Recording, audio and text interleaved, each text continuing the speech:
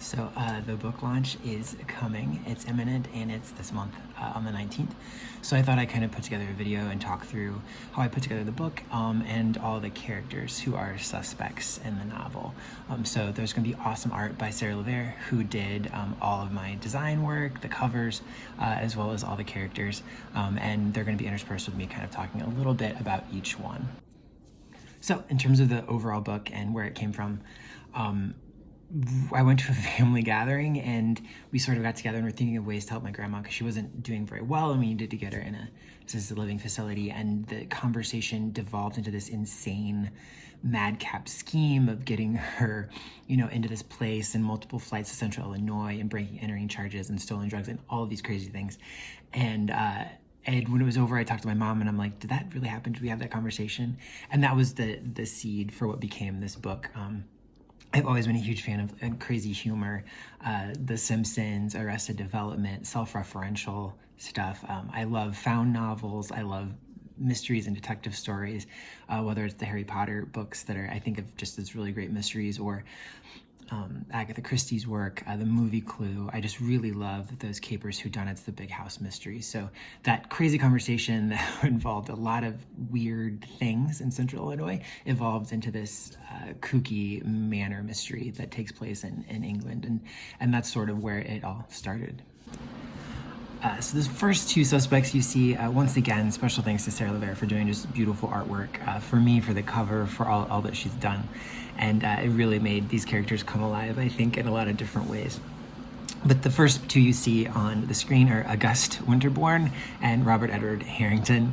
August came from, if you've ever read Wilkie Collins' Woman in White, there's a fabulous character called Count Fosco, who's this really loud, weird, boisterous Italian man. And August really came from that. I'm saying his name like that because in the book it's an ongoing joke that his name is mispronounced all the time because he says it very specifically and you have to say it that way or he will correct you. So it is August Winterbourne. Robert Edward Harrington was a character I just wanted to make someone who's just like over the top, creepy and weird, who you just sort of suspect the entire time because it's just so out of the ordinary. And his name is a little play and a little joke. But he's got gothic overtones and weird interests, and I took his accent from The Grand High Witch and Roald Dahl's The Witches. I just loved that sort of like kind of creepy, ambiguous European continental accent, and he has the same kind of vibe as the Grand High Witch, so I thought that was a good sort of mix together. So these two men, they're sort of both loud, big personalities, and they kind of clash throughout the book. Both suspects, both maybe who did it in the end. So these two characters in the world of the mystery are Martha and Dexter.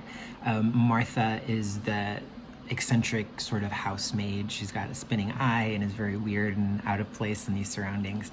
And the core concept for her was actually taken from a short story I wrote in grad school, and people like didn't remember anything about the story, but they're like, oh, that kooky maid was really cool. So this is sort of, the kooky maid in the book was like kind of a pinup girl. She was like very attractive and very sassy and threw bags around the house and stuff. Martha is not that exactly, but she's in that same vein of, the housekeeper who really doesn't keep house and doesn't want to be there, and will let you know about it. Dexter within the book he's just sort of the wild card. He's the weird guy. He kind of wears different costumes. He runs around the house and no one really knows what he's up to, where he's come from. And so the main characters of Bronte and Crockett have to put together his sort of backstory and what possible motives he and Martha might have together. As people within the house, they are sort of suspects for everything that happens and are well acquainted with the twists and turns of the Hosspepper Manor and can get around if need be. These two wonderful characters, again, as written and drawn by Sarah Levere, are May Hosspepper and June Winterbourne. June is the wife of August Winterbourne, and May is her sister. So they're sort of a yin and yang couple. June is the very, together, gathered house mother who lives and sort of protects the family. She is very just neutral and sort of the straight man, if you will, within the context of the action.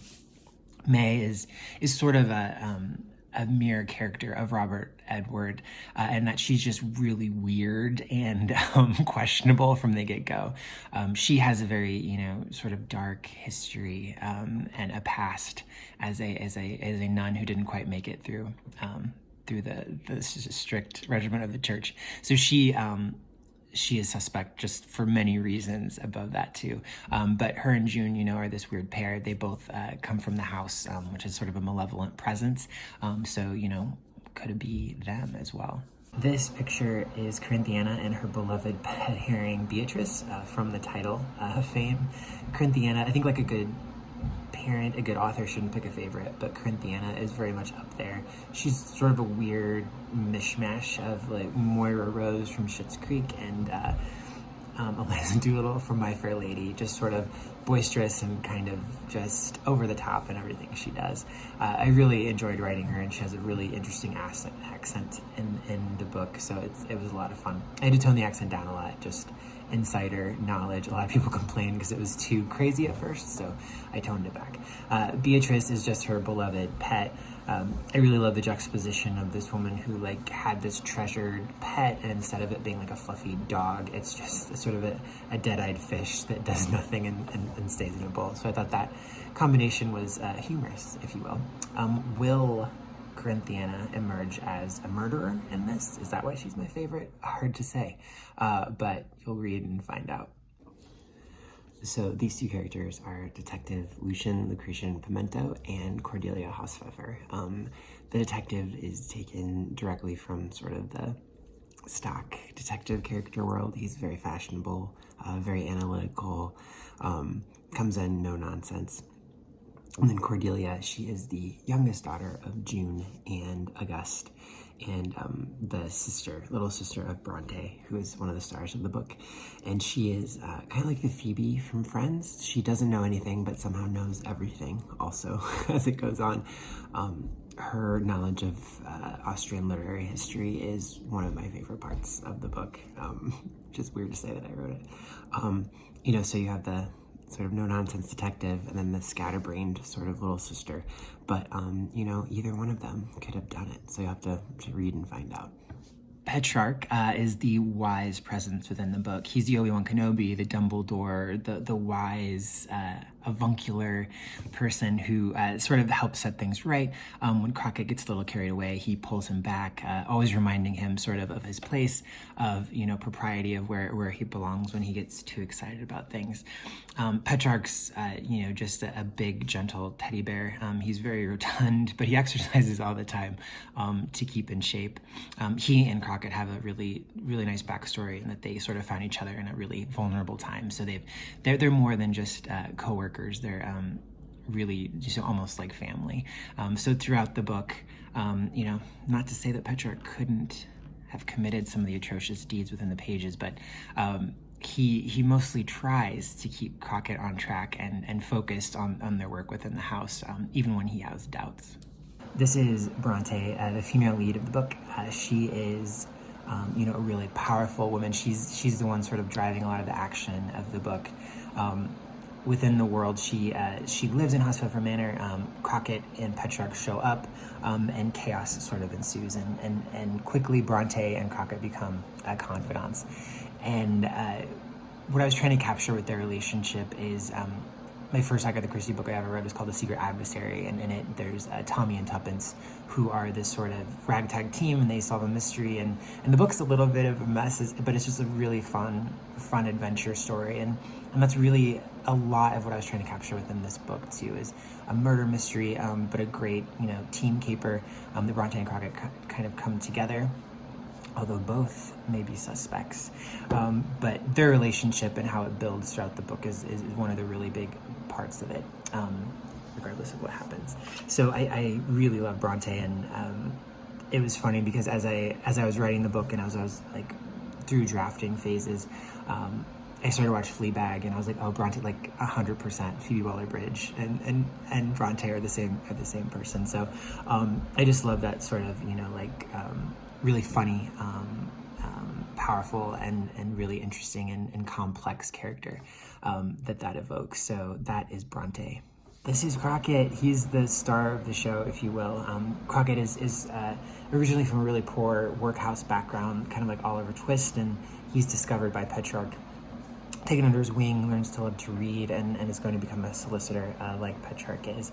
But once he's introduced to the world of the house, he is very invested in getting to the bottom of all the curious circumstances going on.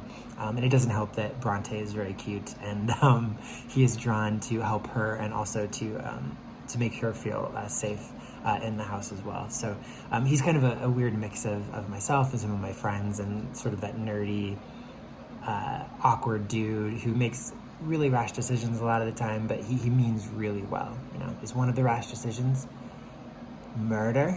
I don't know. You'll have to find out. But he's a really fun, really cool character, and he is the amateur sleuth that drives the action. If you're still watching, thanks so much for jumping in and hearing a little bit more about the world of Beatrice and the characters and where they all come from. It was a really fun adventure to write this and get feedback and let people into the world. So I'm really hoping that there's some engagement and fun around the book as its release. You can still pre-order with the link in the blog above. And if you, of course, have any questions, you can always email me directly at tedtalks@yahoo.com. I got nothing else going on, so you can email me there. But thanks once again for hanging out and for viewing and for jumping in and playing a little bit in this world with me.